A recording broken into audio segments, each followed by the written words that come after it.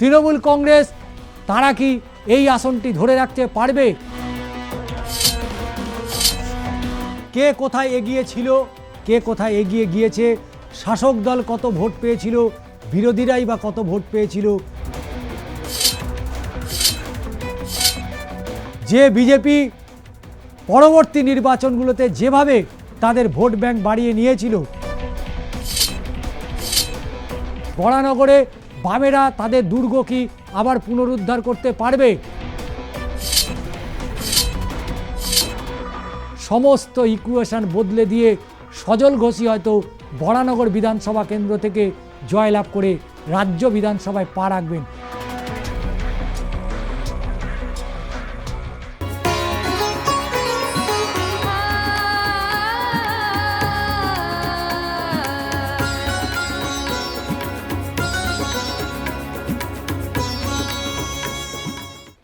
নমস্কার, আমি ষষ্ঠী চট্টোপাধ্যায়। শুরু করছি বাংলার মাটি, বাংলার ভোট।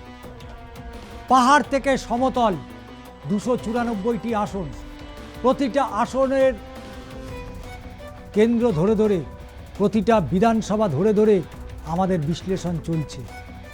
কে কোথায় এগিয়ে ছিল, কে কোথায় এগিয়ে গিয়েছে, শাসক দল কত ভোট পেয়েছিল, বিরোধীরাই বা কত ভোট পেয়েছিল, 26-এর বিধানসভা নির্বাচনে কে এগিয়ে থাকছে, কাকেই বা আমরা মনে করছি যে আগামী এই 26-এর নির্বাচনে তিনি হয়তো মুখ হয়ে উঠতে পারে সংশ্লিষ্ট বিধানসভার। তাই আজকে আমরা চলে যাব সোজা দমদম লোকসভা কেন্দ্রের অন্তর্গত বরানগর বিধানসভা কেন্দ্র। সেই বরানগর বিধানসভা কেন্দ্রে হাড্ডাহাড্ডি লড়াই হবে। একদিকে বিজেপির কাউন্সিলর, বর্তমানে তিনি বরানগর বিধানসভা কেন্দ্রের প্রার্থী সজল ঘোষ।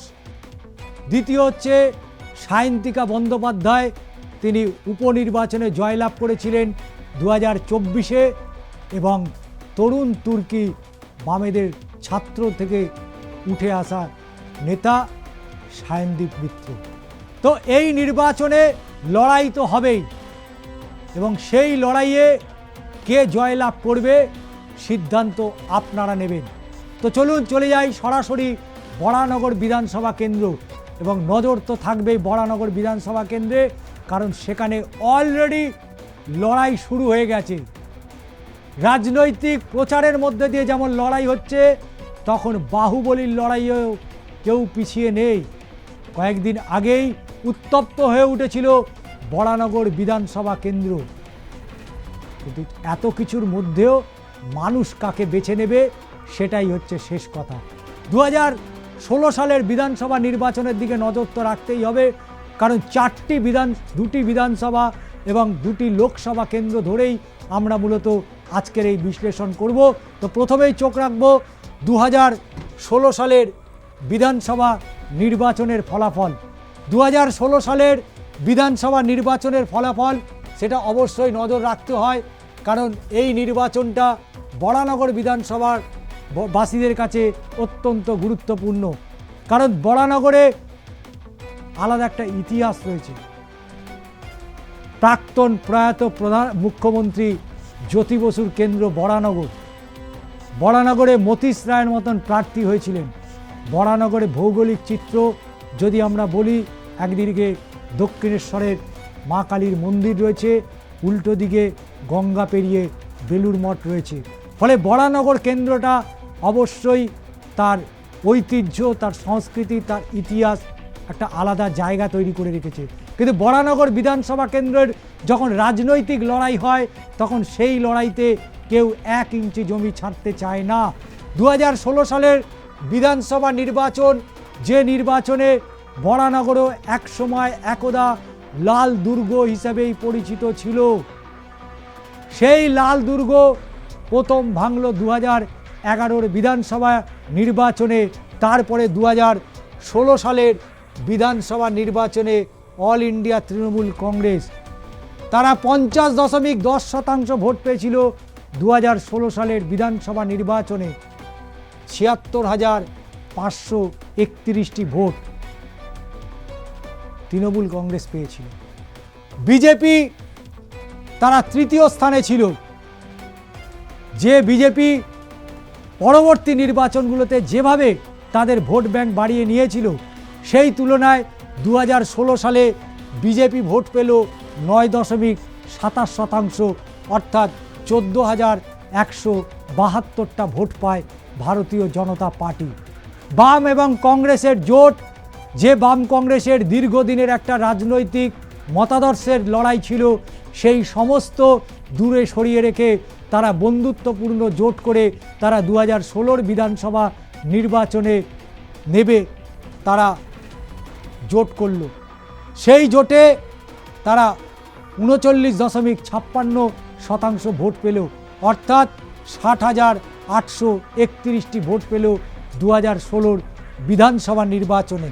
এবং আদার্স অর্থাৎ নির্দল প্রার্থী যারা দাঁড়িয়েছিলেন তারা 0.78% ভোট পেল 2016 বিধানসভাতে, অর্থাৎ 1,620টি। এবং অল ইন্ডিয়া তৃণমূল কংগ্রেস 16,100 ভোটে জয়লাভ করলো এই বরানগর বিধানসভা কেন্দ্র থেকে। কিন্তু বরানগর বিধানসভা কেন্দ্র সাথে যে লোকসভার অন্তর্গত অর্থাৎ দমদম লোকসভা কেন্দ্র, সেখানে 2019-এ কী ফলাফল হয়েছিল সেটাও আমরা এক নজরে দেখে নেব। 2019-এর লোকসভা নির্বাচনকে কেন্দ্র বরানগর এবং লোকসভা হচ্ছে Dumdum. Saugata Roy, all India Trinamool Congress, Saugata Roy 42.51% vote পেয়েছিল। পার্সেন্টেজ অফ ভোট 42.51%, অর্থাৎ 5,12,062টি ভোট পেল 2019-এর লোকসভা নির্বাচনে। এবং বিজেপি দ্বিতীয় স্থানে উঠে এলো। সৌগত রায়ের প্রতিদ্বন্দ্বী হয়ে গেলেন শ্রমিক ভট্টাচার্য, বর্তমানে তিনি রাজ্য বিজেপির সভাপতি। শ্রমিক ভট্টাচার্য 2019-এর লোকসভা নির্বাচনে তারা ভোট পেল 4,59,063টি ভোট, অর্থাৎ 38.11% ভোট পেল শ্রমিক ভট্টাচার্য। সিপিএম তারা আলাদা লড়াই চালালো, কংগ্রেস তারাও আলাদা করে লড়াই দিল। সিপিএম ভোট পেল সেখানে কত? 1,67,590টি ভোট, অর্থাৎ 13.91% তারা ভোট পেল। তারপরে হচ্ছে অল ইন্ডিয়া অর্থাৎ ইন্ডিয়ান ন্যাশনাল কংগ্রেস, জাতীয় কংগ্রেস, তারা ভোট পেল কত? 29,491, অর্থাৎ 2.42% ভোট পেল 2019-এর লোকসভা নির্বাচনে। এবং সেই লোকসভা নির্বাচনে নোটাতে ভোট পড়ল কত? 1.20%, অর্থাৎ 14,491টি ভোট পড়েছিল নোটাতে। লড়াই ছিল বরানগরে, লড়াই ছিল দমদম লোকসভা কেন্দ্রে। তবে সেই লড়াই 2021-এ গিয়ে কোথায় দাঁড়ালো সেটাও একটু দেখে নেওয়ার দরকার রয়েছে। আমরা চলে যাব 2021-এর বিধানসভা নির্বাচন। সেই নির্বাচনে তাপস রায় তৃণমূল কংগ্রেসের প্রার্থী,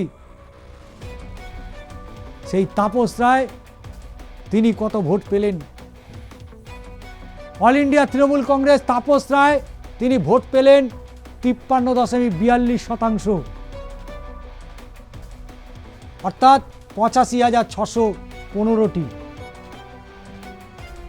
তাপস রায়ের সেই সময় তৃণমূল কংগ্রেসে ছিলেন, পরবর্তীতে তৃণমূল কংগ্রেসের সাথে তারা সখ্যতা রইল না, তৃণমূল কংগ্রেস ছেড়ে বিজেপিতে যোগদান করলেন। কিন্তু 21-এর বিধানসভা নির্বাচনে তিনি তৃণমূলের হয়েই প্রার্থী হয়েছিলেন। সেই সময় বিজেপি প্রার্থী পেয়েছিলেন 31.49% ভোট, অর্থাৎ 50,468টির ভোট পেয়েছিল 2021-এর বিধানসভা নির্বাচনে। বাম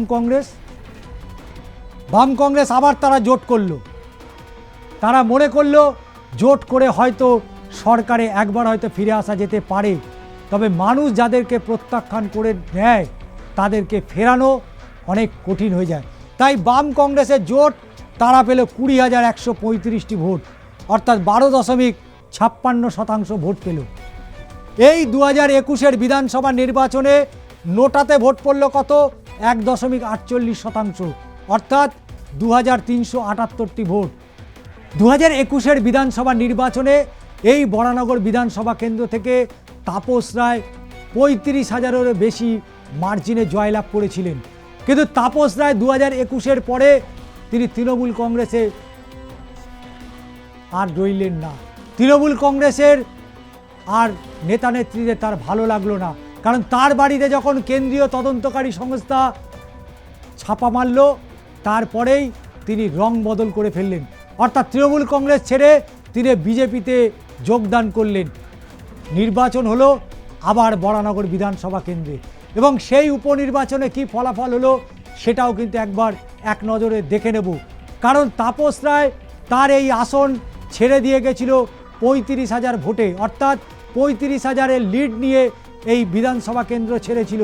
কিন্তু তারপরে বিজেপিতে যোগদান করার পর সেই বরানগরে যিনি প্রার্থী হয়েছিলেন সজল ঘোষ, তিনি কত ভোট পেলেন আর তৃণমূল কংগ্রেসই বা কত ভোট পেয়েছিল সেটাও এক নজরে একটু দেখে নেব। 2024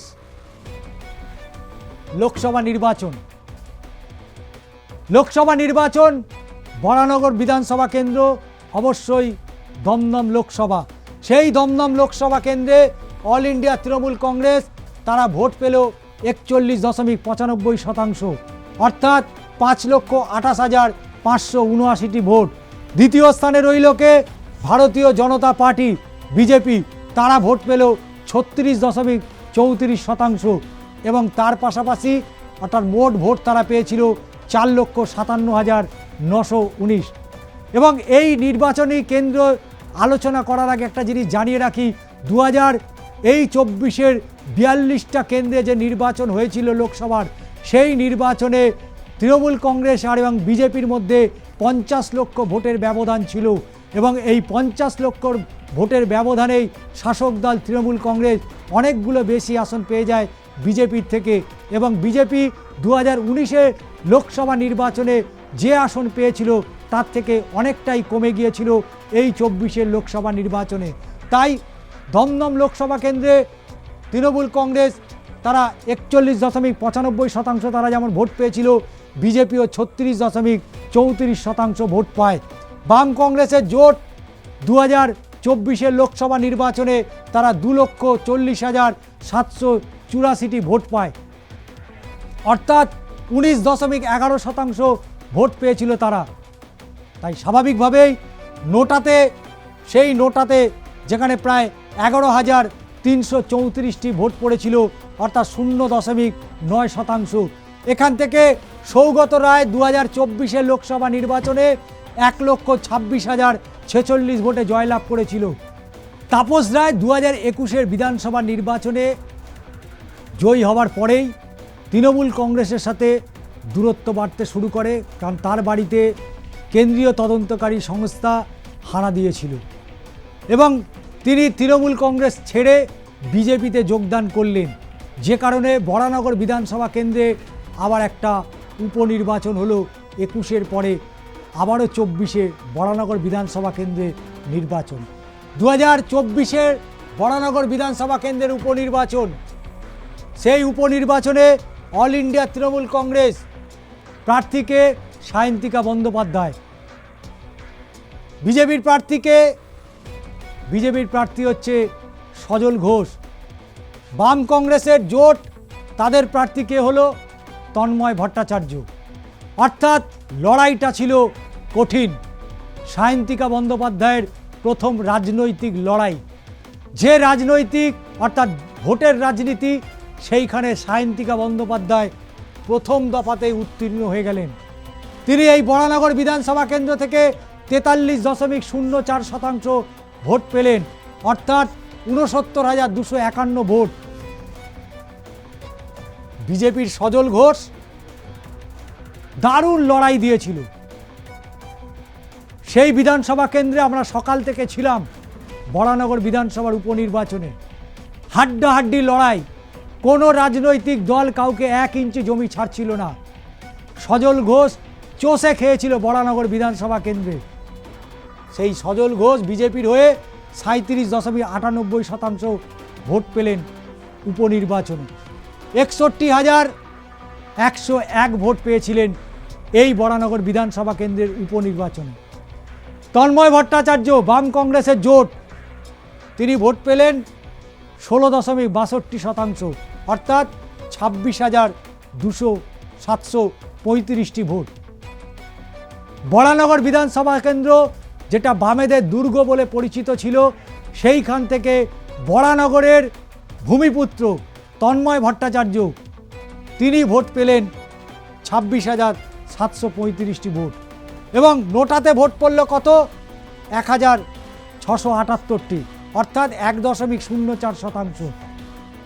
সায়ন্তিকা বন্দ্যোপাধ্যায় প্রথম নির্বাচনে লড়াই, এবং প্রথম নির্বাচনে লড়েই তিনি তার নিকটতম প্রতিদ্বন্দ্বী বিজেপির পোড় খাওয়া রাজনৈতিক নেতা সজল ঘোষকে 8,148 ভোটে পরাজিত করেছিল। কিন্তু আবার সম্মুখ সমরে, আবার 26-এর বিধানসভা নির্বাচন, প্রার্থীকে সেই সজল ঘোষ, প্রার্থীকে সেই সায়ন্তিকা বন্দ্যোপাধ্যায়। শুধু বামেদের প্রার্থী পরিবর্তন হয়েছে। বামেদের প্রার্থী পরিবর্তন করে তন্ময় ভট্টাচার্যর পরিবর্তে আনা হলো সায়নদীপ মিত্রকে, তরুণ তুর্কি নেতা। সেই সায়নদীপ মিত্র আদৌ পুনরুদ্ধার করতে পারবে বরানগর বিধানসভা কেন্দ্র? এটাই সবথেকে বড় প্রশ্ন বামেদের কাছে। কিন্তু লড়াই তিনি দেবেন, লড়াই হবে বরানগরে। তবে এসআইআর কতটা ব্যাঘাত ঘটাতে পারে এই নির্বাচনে, এসআইআর কতটা সুবিধা দিতে পারে সজল ঘোষকে, এসআইআর কতটা সুবিধা দেবে সায়নদীপ মিত্রকে, আর এসআইআর কতটা ভোট কেটে নেবে সায়ন্তিকা বন্দ্যোপাধ্যায়, সেই বিশ্লেষণেও যাব। চলুন যাওয়া যাক সেই বিশ্লেষণে। এসআইআরে বরানগর কোথায়? বরানগর বিধানসভা কেন্দ্র, বর্তমানের বিধায়ককে সায়ন্তিকা বন্দ্যোপাধ্যায়। সেই বরানগর বিধানসভা কেন্দ্রে সায়ন্তিকা বন্দ্যোপাধ্যায় তিনি জয়লাভ করেছিলেন 8,148 ভোটে। 16ই ডিসেম্বর 2025 এসআইআরের প্রথম খসড়া তালিকা, এসআইআরে বাদ পড়েছেন 18,319 জনের নাম। 16ই ডিসেম্বর। দ্বিতীয় খসড়া তালিকা 28শে ফেব্রুয়ারি 2026, এসআইআরে বাদ পড়েছেন 2,408 জন। বুঝতে পারছেন তো কোথায় গিয়ে দাঁড়ালো? তাহলে এসআইআরে মোট বাদ পড়লেন কত? 20,727 জনের নাম। এসআইআরে বরানগর বিধানসভা কেন্দ্র থেকে বাদ পড়েছে 20,727 জনের নাম। তাহলে সায়ন্তিকা বন্দ্যোপাধ্যায় এসআইআরের পরে কোথায় তিনি দাঁড়িয়ে রয়েছেন, এটা একটু ক্যালকুলেশন করে আপনাদের দেখিয়ে দেব। অর্থাৎ এই 8,148 প্রায় 12,600 কাছাকাছি, 12,600 কাছাকাছি। অর্থাৎ যদি অ্যাপ্রক্স ফিগার বলা হয় তাহলে 12,559টি ভোটে এখনও পর্যন্ত সায়ন্তিকা বন্দ্যোপাধ্যায় বরানগর বিধানসভা কেন্দ্র থেকে পিছিয়ে রয়েছেন। তাই বরানগরের বাসিন্দারা তারাই সিদ্ধান্ত নেবেন যে আগামীর যে নির্বাচন, এই নির্বাচনে কাকে তারা নির্বাচিত করবেন তার বিধানসভা কেন্দ্র থেকে, সায়ন্তিকা বন্দ্যোপাধ্যায় না সায়নদীপ মিত্র না সজল ঘোষ। তার চূড়ান্ত ফলাফল জানা যাবে 4 মে। আজকের মতো এখানেই শেষ করছি। আগামী পর্বে আবার কোনো কেন্দ্র নিয়ে আপনাদের মুখোমুখি হব। তাই কেমন লাগছে এই বিশ্লেষণ অবশ্যই জানাতে ভুলবেন না।